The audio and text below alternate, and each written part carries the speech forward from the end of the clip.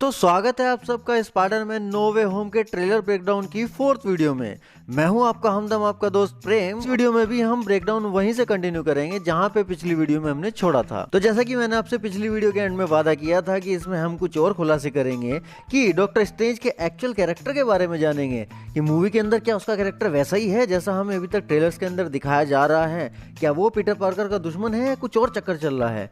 और ये भी जानेंगे कि अपने स्पाइडी और डॉक्टर स्ट्रेंज की जो झड़प हुई है, जो लड़ाई हुई है, उसमें किसकी जीत हुई। और सिनिस्टर 6 के उस छठे या सीक्रेट मेंबर के बारे में भी जानेंगे जो अभी तक दिखाया नहीं गया है। तो ऑब्वियसली कुछ मिस नहीं करना चाहते तो पूरी वीडियो को बिना स्किप किए एंड तक देखना। नेक्स्ट शॉट में हम टॉम हॉलैंड के स्पाइडरमैन को अपने नए इंटीग्रेटेड सूट में देख सकते हैं, जो कि इलेक्ट्रो के एक शॉट को डॉज कर रहा है क्लोज शॉट के अंदर। और ये जो शॉट है ये वही स्टैच्यू ऑफ लिबर्टी के ऊपर जो फाइट हो रही है उसी का एक सीक्वेंस है, क्योंकि हम यहाँ इजिली कंस्ट्रक्शन वाली पैड बंदी हुई देख सकते हैं। अब नेक्स्ट शॉट के अंदर जिमी फॉक्स के इलेक्ट्रो का हमें क्लियर लुक देखने को मिलता है, नया अवतार देखने को मिलता है, जो कि अब ब्लू नहीं येलो लाइटनिंग के साथ दिखाया गया है और बहुत ही एकदम स्पेक्टेकुलर लग रहा है ये लुक देखने में। और सबसे अच्छी बात ये है कि कॉमिक्स के अंदर जो इसका मास्क था वो जो गूफी एक लग रहा था, यहाँ पर एक बहुत ही पावरफुल वो मास्क लग रहा है जो कि इन्होंने इलेक्ट्रिसिटी से बनाया है। और मार्वल ये अच्छे से सीख गया है एमसीयू की कॉमिक्स के अंदर जो कॉस्ट्यूम्स गूफी लगती थी, जो मास्क गूफी लगते थे, उनको कितने अच्छे तरीके से as a powerful element use किया जा सकता है, उसको रिप्रेजेंट किया जा सकता है सीजीआई के थ्रू ऑन स्क्रीन। पहले सेम इन्होंने यही काम वांडा विजन में वांडा के साथ किया, उसका मास्क दिखाने के लिए, उसका हेड पीस दिखाने के लिए एक्चुअली। और यही काम अब ये जिमी फॉक्स के इलेक्ट्रो के साथ भी कर रहे हैं। सच कहूं तो पहले मैं डर रहा था क्योंकि ये रूमर्स आ रहे थे कि इसमें इलेक्ट्रो अपने प्रॉपर मास्क के साथ दिखने वाला है,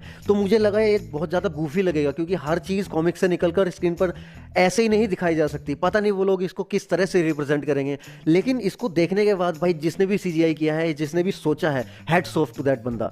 लेकिन इस सीक्वेंस को अगर आप ध्यान से देखेंगे तो आपको पता चलेगा कि इलेक्ट्रो स्पाइडरमैन के साथ साथ किसी और के ऊपर भी अटैक कर रहा है। और जैसे ही शॉट चेंज होता है हमें पता चल जाता है वो दूसरा कौन था जिसके ऊपर की इलेक्ट्रो ने अटैक किया, वो था अपना डॉक्टर ऑक्टोपस, और वो बिल्डिंग से नीचे गिरने लगता है। तो इस शॉट से हमें ये चीज तो क्लियर हो जाती है कि डॉक्टर ऑक्टोपस कहीं ना कहीं इस मूवी के अंदर टॉम हॉलैंड के पीटर पार्कर की मदद करते हुए दिखाई देने वाला है किसी ना किसी तरीके से। वो इसका मेन विलन के रूप में ऐसे काम नहीं करेगा, क्योंकि वो भी अगर विलन मंडली के अंदर है तो फिर इलेक्ट्रो उसके ऊपर अटैक क्यों कर रहा है। और शॉट जैसे ही चेंज होता है हमें समझ आ जाता है कि वो उसके ऊपर अटैक क्यों कर रहा है, क्योंकि जैसे ही शॉट चेंज होता है हमें दिखाई देता है कि स्पाइडरमैन जो है वो जो बॉक्स ऑफ शांति है डॉक्टर स्ट्रेंज से छीनकर जो भागा है, जी हाँ वो कामयाब हो गया है भागने में, उससे छीनकर उस बॉक्स को लेकर कहीं जा रहा है और इलेक्ट्रो उसको रोकने की कोशिश कर रहा है। और वहां पर डॉक्टर ऑक्टोपस स्पाइडरमैन को बोलता है कि तुम एक काम करो, तुम इसको लेकर जाओ, तुम जो भी करना चाहते हो अपना पर्पस वो पूरा करो, अपना काम, तब तक इस बंदे को मैं रोक के रखता हूँ। नेक्स्ट शॉट में हमें वही स्पाइडरमैन का और डॉक्टर स्ट्रेंज का चेजिंग सीक्वेंस देखने को मिलता है मिरर डायमेंशन के अंदर, जो कि हमें पिछले टीजर में भी दिखाया गया था। और इसी के नेक्स्ट शॉट में हमें सैम राइमी के यूनिवर्स के विलियम डफोए का ग्रीन गोब्लिन का एक प्रॉपर क्लियर लुक देखने को मिलता है प्रॉपर क्लोज शॉट के साथ, जिसमें कि सबसे अच्छी बात यह है कि इन लोगों ने इसका जो सूट है उसको रीडिजाइन नहीं किया है जैसे कि ये बाकी सूट्स को रीडिजाइन कर देते हैं, रिमास्टर्ड कर देते हैं आज के हिसाब से, क्योंकि ये सूट पहले भी काफी ज्यादा प्रेजेंटेबल था ऑन स्क्रीन दिखाने के लिए। कॉमिक्स में जैसा ग्रीन गोब्लिन का सूट दिखता है उसको एज इट इज स्क्रीन के ऊपर रिप्रेजेंट करने की यहाँ पर इन लोगों ने कोशिश नहीं की है। हाँ, यहाँ पर इन्होंने एक अच्छी बात ये की है कि इन्होंने थोड़ा सीजीआई टच दिया है इस सूट को, जिससे कि देखने में और ज्यादा अच्छा लग रहा है, जो कि सैम राइमी की स्पाइडरमैन 1 में वो लोग लैक ऑफ टेक्नोलॉजी की वजह से उस वक्त नहीं कर पाए थे। लैक ऑफ टेक्नोलॉजी की वजह से ही याद आया, स्पाइडरमैन 2 के अंदर डॉक्टर ऑक्टोपस की जो टेंटिकल्स थी उस टाइम वो पपेट वगैरह और रियल गिमिक्स होती हैं मूवी शूट करने में, उसी की हेल्प से इस्तेमाल की गई थी। उसमें सीजीआई बहुत कम था उस वक्त, लेकिन आज के हिसाब से यहाँ पे सीजीआई बहुत ज्यादा अवेलेबल है एज ए टेक्नोलॉजी। तो इन लोगों ने पोस्ट प्रोडक्शन में जो एआई टेंटिकल्स हैं डॉक्टर ऑक्टोपस के, उनको बहुत ज्यादा एडवांस दिखाया है, इसलिए वो देखने में हमें उनकी मूवमेंट वगैरह बहुत ज्यादा रियल लग रही है। तारीफ करनी पड़ेगी इस मूवी के सीजीआई आर्टिस्ट की। और मैं यहाँ पर एक बात बता देना चाहता हूँ कि इस मूवी का जो स्केल है, एज ए स्टोरी की बात नहीं कर रहा हूँ, एज ए मल्टीवर्स की बात नहीं कर रहा हूँ, एज ए सीजीआई की बात कर रहा हूँ। इस मूवी का जो स्केल है वो बहुत ज्यादा ग्रैंड होने वाला है, एंड गेम की टक्कर का होने वाला है, क्योंकि इसके अंदर जितने भी लोग हैं वो कहीं ना कहीं सीजीआई से जुड़े हुए हैं। तो इसके अंदर जितना भी सीजीआई यूज हो रहा है अभी तक जितना हमें ट्रेलर में दिखाया गया है एकदम ओपी लेवल का है।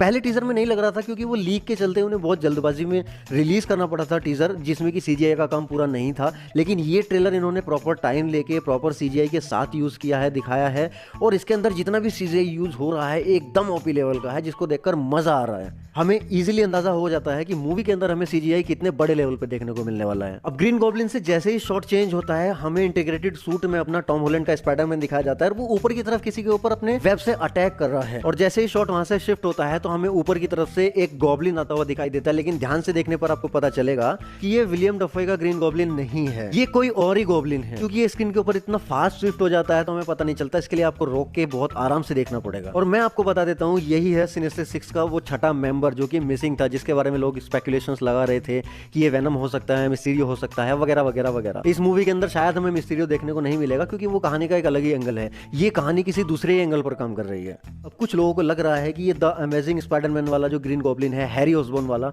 वो है। लेकिन मैं आपको बता दूं कि ये किसी दूसरे यूनिवर्स का गॉब्लिन नहीं है, ये इसी एमसीयू की मेन अर्थ वाला, इसी यूनिवर्स का गॉब्लिन है। अब आपके दिमाग में एक क्वेश्चन आ रहा होगा कि ये है कौन। बताता हूँ, थोड़ा सब्र रखिए। पहले आप ध्यान से सोचिए कि इन लोगों ने सैम राइमी के स्पाइडरमैन की तीनों विलन्स को यहाँ पर लेकर आए। पहली मूवी से ग्रीन गॉब्लिन को, दूसरी मूवी से डॉक्टर ऑक्टोपस को और तीसरी मूवी से सैंडमैन को। उसके बाद ये द अमेजिंग स्पाइडरमैन के दोनों विलन को लेकर आए, द अमेजिंग स्पाइडरमैन 1 से लिजर्ड को और द अमेजिंग स्पाइडरमैन 2 से इलेक्ट्रो को।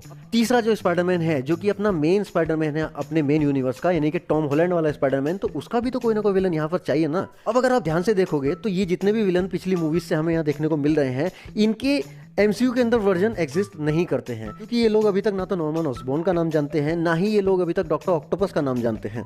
उल्टा ये यहाँ पर डॉक्टर ओटा ऑक्टेवियस का नाम सुनकर हंस रहे हैं उसके ऊपर। तो जब इस यूनिवर्स में शायद अभी तक नॉर्मन ऑसबॉर्न एग्जिस्ट नहीं करता है, तो हैरी ऑसबॉर्न भी एग्जिस्ट नहीं करता है। और यहाँ पर इस यूनिवर्स में हैरी ऑसबॉर्न का जो कैरेक्टर है, उसके एग्जिस्ट ना करने के पीछे एक दूसरा रीजन है कि यहाँ पर इसका जो दोस्त है, जो हैरी की जगह यहाँ पर प्लेस किया गया एमसीयू के अंदर, वो है नेड। जी हाँ, अपना मोटू नेड लीड्स, वही इस मूवी के अंदर एज ए हॉबगॉब्लिन हमें देखने को मिलने वाला है। अब आप लोग सोचेंगे ये कुछ ज्यादा ही हो गया, इतनी बड़ी स्पेकुलेशंस नहीं लगानी चाहिए, लेकिन मैं 100% डंके की चोट पर ये बोल रहा हूँ कि इस मूवी के अंदर हमें हॉबगॉब्लिन देखने को मिलने वाला है नेड लीड्स का ही। क्योंकि ऐसी ऑफिशियल रिपोर्ट्स हैं कि एमसीयू के अंदर नेड लीड्स को एज ए रिप्लेसमेंट यूज किया गया है हैरी ऑसबॉर्न के। यानी कि अगर आप ध्यान से सोचिए कि हैरी ऑसबॉर्न एक टाइम पे जाके गॉब्लिन बनता है और कॉमिक्स के अंदर तो नेड भी बनता है, यहाँ पर आसानी से वो नेड को एज ए हॉबगॉब्लिन यूज कर सकते हैं। फ्लोरिडा के अंदर जो थीम पार्क है आइलैंड ऑफ एडवेंचर्स, वहां पर भी आपको नेड वीड्स ही एज ए हॉबगॉब्लिन देखने को मिलता है। अब मैं आपको शॉर्ट में बता देता हूँ कि नेड वीड्स हॉबगॉब्लिन कैसे बन जाता है। ये स्पाइडरमैन यानी कि पीटर पार्कर का इतना प्यारा दोस्त है, हर चीज में उसकी हेल्प करता है, वो उसका दुश्मन कैसे बन जाता है, एक विलेन कैसे बन जाता है। एक्चुअली इसका किसी के द्वारा ब्रेन वॉश किया गया होता है कॉमिक्स के अंदर, क्योंकि ये जानता है कि पीटर पार्कर ही स्पाइडरमैन है, तो इसके लिए बहुत घातक सिद्ध होता है, बहुत ज्यादा डेंजरस हो जाता है। तो स्पाइडरमैन इसको बचाने के चक्कर में रहता है, इसको पता चल जाए कि इसका ब्रेन वॉश कैसे हुआ है, ताकि इसको माइंड को रीसेट कर सके, इसको वापस से नेड में ट्रांसफॉर्म कर सके, फिर से इसको अपना दोस्त बना सके। लेकिन उस चक्कर में बेचारा मारा जाता है। अब इस मूवी के अंदर इसकी जो स्टोरी है, उसकी बैकड्रॉप क्या दिखाने वाले हैं, ये इसको ऐसे ही उठाने वाले हैं कॉमिक्स से, या कि हमेशा जैसे ये करते हैं कॉमिक्स से थोड़ा इंस्पायर हो जाते हैं, लेकिन मूवी के अंदर वो उसको अपने हिसाब से दिखाते हैं। क्योंकि कॉमिक्स के अंदर भी नेड एज ए हॉबगॉब्लिन डॉक्टर ऑक्टोपस की सिनिस्टर सिंडिकेट का पार्ट रह चुका है। और इस शॉट को देखकर हमें क्लियरली समझ आ रहा है कि ये हॉबगॉब्लिन ही है, अपने एमसीयू के यूनिवर्स का खुद का गॉब्लिन। तो दोस्तों, वो घड़ी आ गई है जब हमें इस प्री फिनाले को यहीं पर रोकना पड़ेगा, वरना वीडियो कुछ ज्यादा ही लंबी हो जाएगी। तो भाई नेक्स्ट वीडियो फाइनल वीडियो होने वाली है इस सीरीज की, तो ऑब्वियसली बहुत ज्यादा इंपॉर्टेंट होगी ही, और उसमें हमें फाइनली बाकी के सारे जवाब मिल जाएंगे विद प्रूफ कि इस मूवी के अंदर हमें हमारे करण अर्जुन देखने को मिलेंगे भी या नहीं, और अगर मिलेंगे तो कहां पर और किस जगह पर उनकी एंट्री होगी, और क्या है कनेक्शन स्पाइडरमैन नो वे होम का doctor strange multiverse of madness से। और भी कुछ छोटे मोटे खुलासे होंगे, तो ऑब्वियसली कुछ मिस नहीं करना चाहते तो पूरी सीरीज को बिना स्किप किए देखना। नेक्स्ट वीडियो का लिंक आई बटन में शो हो रहा होगा, उस पर भी क्लिक कर सकते हैं, या मैं नीचे इस वीडियो के डिस्क्रिप्शन में डाल दूंगा, आप वहां से भी चेकआउट कर सकते हैं। और साथ ही मैं अपने सभी सोशल मीडिया हैंडल्स के लिंक भी डाल दूंगा, ताकि आप मुझे इजीली फॉलो कर सको और मुझसे बातें कर सको। बाकी मेरी वीडियो कैसी लगी कमेंट में जरूर बताना, और वीडियो लाइक कर देना यार, बहुत मेहनत लगी है, और अगर दिल करे तो सब्सक्राइब भी कर देना।